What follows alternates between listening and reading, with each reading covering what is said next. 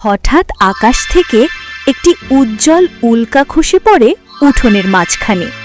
সেখান থেকে নীল আলোর আভার ভেতর নামি দামি সব খানা হোক এই গরিবের ঘর। নিমিষেই শানকিতে ইলিশ মাছ ভাজা, মুরগির রোস্ট আর পায়েস নিজে নিগুলি ছাগল আর কুকুর হয়ে যায়। এর মতো জ্যোতি ঠিকরে পড়ে। পুরো কুড়ে ঘটবার মুহূর্তের মধ্যে সাদা পাথরের এক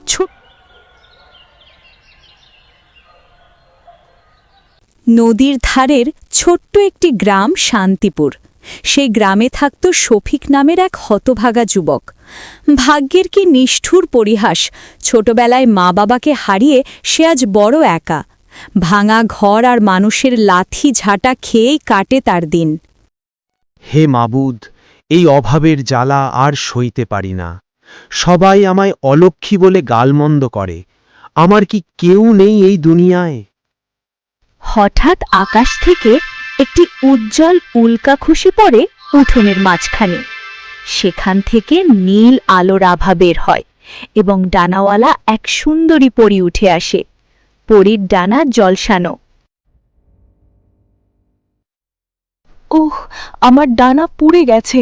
দুষ্টু তান্ত্রিকের মন্ত্রে আমি আমার ক্ষমতা হারিয়ে ফেলছি। কেউ কি নেই আমায় সাহায্য করার? একি, আপনি কি মানুষ নাকি জিন পড়ি? ওভাবে কাঁদছেন কেন? আমি আকাশপুরের পরী। এক পিশাচ তান্ত্রিক আমায় বন্দি করতে চেয়েছিল, তাই পালিয়ে আসার সময় আমার ডানা পুড়ে গেছে।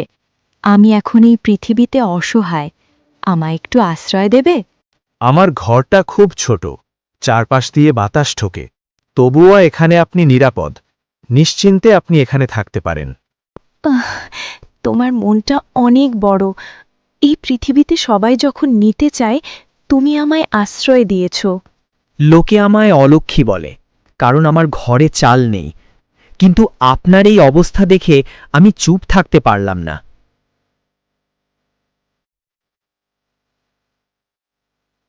ঘরে তো শুধু এক মুঠো চাল আর দুটো শুকনো লঙ্কা আছে।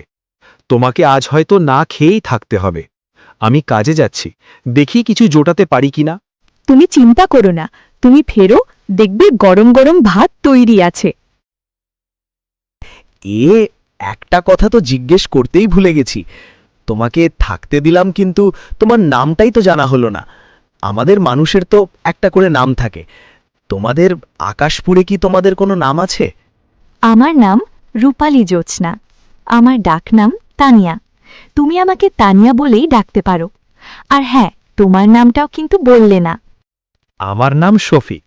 মা বাবা অনেক শখ করে আমার নাম রেখেছিল। যাক, সেসব কথা। আমি তোমাকে আমার মায়ের একটা শাড়ি দিচ্ছি। তুমি এসব পরিদের পোশাক বদলে সাধারণ মানুষের বেশে নিজেকে বদলে নাও, নয়তো মানুষের ভিড় জমে যাবে তোমাকে দেখার জন্য। শফিক তানিয়াকে একটি শাড়ি এনে দিল। শাড়িটি দেখে তানিয়া অবাক হয়ে বলল, এটা কিভাবে পরে শফিক? এ তো বিশাল লম্বা এক টুকরো কাপড়। আমাদের ওখানে তো এক তুড়িতেই পোশাক বদলে যায়। এখানে তুড়ি দিলে কাজ হয় না তানিয়া। দাঁড়াও, আমি দরজার ওপাশে যাচ্ছি, তুমি এটা পরে নাও। আঁচলটা ঘুরিয়ে কাঁধের ওপর দিও। কিছুক্ষণ পর তানিয়া শাড়ি পরে বের হয়ে আসে। তাকে দেখতে একদম অপার্থিব সুন্দরী লাগছে। বিশ্বাস করো তানিয়া, ডানার চেয়ে এই শাড়িতেই তোমাকে বেশি সুন্দর লাগছে। কিন্তু শফিক, এই কাপড়টা সামলানো তো অনেক কঠিন। হাঁটতে গিয়ে বারবার পায়ে আটকে যাচ্ছে। ঠিক আছে, তুমি থাকো। আমি দেখি মাটি কেটে মহাজনের থেকে টাকা নিয়ে কিছু বাজার করে নিয়ে আসতে পারি কিনা।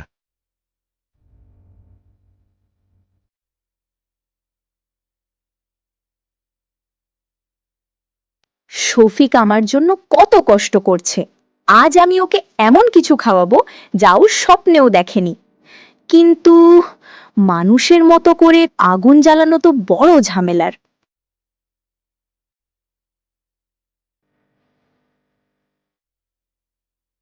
তানিয়া তার হাতের আঙুলের ডগা দিয়ে শূন্যে একটা বৃত্ত তৈরি করে। সাথে সাথে রান্নাঘরটা উজ্জ্বল নীল আলোয় ভরে যায়। আকাশপুরের সুগন্ধ আসুক মাটির হাড়ির ভেতর, নামি দামি সব খানা হোক এই গরিবের ঘর। নিমিষেই ভাতের হাঁড়ি থেকে ধোঁয়া ওঠা বাসমতি চালের বিরিয়ানির সুগন্ধ বের হতে থাকে। একটা মাটির শানকিতে ইলিশ মাছ ভাজা, মুরগির রোস্ট আর পায়েস নিজে নিজেই সাজিয়ে যায়। তানিয়া তালি দিতেই থালা বাসনগুলো ধুয়ে পরিষ্কার হয়ে যায়। বিকেল হলে শফিক কাজ শেষে ক্লান্ত হয়ে ফিরল। এ কি, গ্রামের মাতব্বরের বাড়িতে কি আজ ভোজ হচ্ছে নাকি? এত সুন্দর খাবারের গন্ধ কোত্থেকে আসছে? শফিক ঘরে ঢুকে দেখে তানিয়া পরিপাটি করে বসে আছে আর সামনে রাজকীয় সব খাবার সাজানো। ওরে বাবারে, তানিয়া, এসব কি? আমি তো মাত্র এক মুঠো চাল রেখে গিয়েছিলাম। তুমি কি কারো বাড়ি থেকে চুরি করেছো, নাকি তান্ত্রিক আবার কোনো ফাঁদ পেতেছে? আরে না শফিক, চোর মনে হচ্ছে আমায়? আমি তো পরিদের রান্না করেছি। তুমি হাত মুখ ধুয়ে এসো তো, কতদিন এমন খাবার খাওনি বলো? এ তো সত্যি মাছ। তানিয়া, আমি তোমায় বলেছিলাম না জাদুর কিছু করো না, কেউ দেখলে আমাদের গ্রাম ছাড়া করবে। কেউ দেখবে না শফিক, আমি ঘরের দরজা বন্ধ করে করেছি। তুমি এত কষ্ট করো, তোমার মুখে একটু হাসি ফোটাতেই তো আমি এই মর্তে এসেছি। কে দেখো তো নুন ঠিক আছে কিনা। শফিক গোগ্রাসে ভাত আর ইলিশ মাছ খাচ্ছে। তানিয়া পাশে বসে অবাক হয়ে তার খাওয়া দেখছে। উফ তানিয়া, এ তো জাদুর খাবারই বটে। জন্মেও এমন স্বাদ আমি পাইনি। মনে হচ্ছে যেন এক নিমেষেই সব ক্লান্তি ধুয়ে মুছে গেল। ভালো লাগছে তো? আমি জানতাম তোমার খুব খিদে পেয়েছে। আর একটু পায়েস দেব? না না, আর লাগবে না। খাওয়া তো খেলাম, কিন্তু এখন আমার বুকের ভেতরটা ঢিপ ঢিপ করছে। তানিয়া, এই যে তুমি জাদু করে এত খাবার বানালে, এই সুগন্ধ তো সারা পাড়ায় ছড়িয়ে পড়েছে। এখন যদি পাড়ার মহিলারা এসে জিজ্ঞেস করে এই মাছ মাংস কোত্থেকে এলো, আমি কি জবাব দেব? কেন বলবে বাজার থেকে এনেছো? আরে বাবা, লোকে জানে আমার পকেটে 10টা টাকা নেই, আমি আনবো কোত্থেকে? সবাই ভাববে আমি ডাকাতি করেছি। তানিয়া, তুমি বুঝতে পারছো না, এই খাবার যতখানি সুস্বাদু আমাদের জন্য ততখানি বিপজ্জনক। আমি তোমার ভালো করতে চাইলাম আর তুমি আমায় দোষ দিচ্ছ? মানুষের মন বোঝা তো দেখছি জাদুর চেয়েও কঠিন কাজ। দোষ দিচ্ছি না, কিন্তু এই যে তুমি আছাড় খেয়ে এখানে পড়লে, ডানা হারালে, এসবের পেছনে নিশ্চয়ই কোনো বিপদ আছে।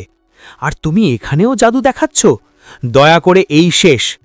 এরপর থেকে আমি যা জোগাড় করে আনবো তাই রাঁধবে। জাদুর ভোজ আমার পেটে সইবে না। হঠাৎ ঘরের বাইরে শুকনো পাতায় কারোর পায়ের আওয়াজ শোনা যায়। শফিক আর তানিয়া দুজনেই চমকে ওঠে।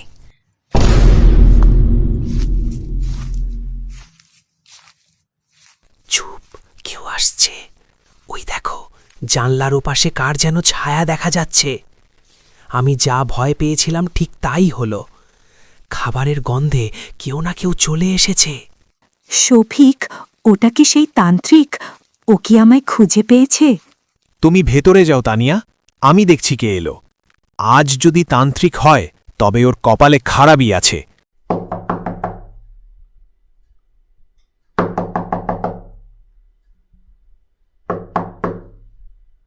ওই শফিক, দরজা খোল। ঘরে বসে বসে রাজকীয় ভোজ খাস আর আমাদের বলিস তোর টাকা নাই, চাল নাই। তুই টাকা পেলি কোথায়? নির্ঘাত চুরি করেছিস। শফিক বাইরে বের হল এবং দেখে বাইরে গ্রামের মাতব্বর এবং লোকজন। মাতবর সাহেব, আপনারা এইখানে এভাবে কেন এসেছেন? আমি গরিব মানুষ, চুরি কেন করতে যাব? মিথ্যে বলিস না, সারা গ্রাম গন্ধে ভরে গেছে। তোর ঘরে চাল কেনার টাকা নেই, তুই মাংস কোত্থেকে পেলি? আর এই মেয়েটাই বাকে, একে কি তুই অপহরণ করে এনেছিস? মাতবর সাহেব, ভুল করছেন। আমার ঘরে কিছুই নেই, গন্ধ হয়তো অন্য কোথাও থেকে আসছে। ঠিক আছে, আমরা ঘরে ঢুকলেই সেটা বুঝব। ঘরে ঢুকে দেখে সব ফাঁকা। তানিয়ার জাদুতে সব খাবার মাটির পাত্রে কচু শাক আর ডাল হয়ে গেছে। এই কি, আমি তো নিজের চোখে দেখলাম থালা ভর্তি মাছ মাংস এই তো মাত্র কয়েক মিনিট আগে। এখন এগুলো ঘাস পাতা হয়ে গেল কি করে? ফুলি, তুই কি আমাদের সাথে ইয়ার্কি করছিস? সারা গ্রাম হাঁটিয়ে আনলি এই ঘাস পাতা দেখার জন্য? আর শফিক, এই মেয়েটা কে বলতো? মাতবর রাগে শফিকের দিকে তেড়ে যেতেই তানিয়া আড়াল থেকে ফু দেয়। অমনি মাতবর আর ফুলি ছাগল আর কুকুর হয়ে যায়।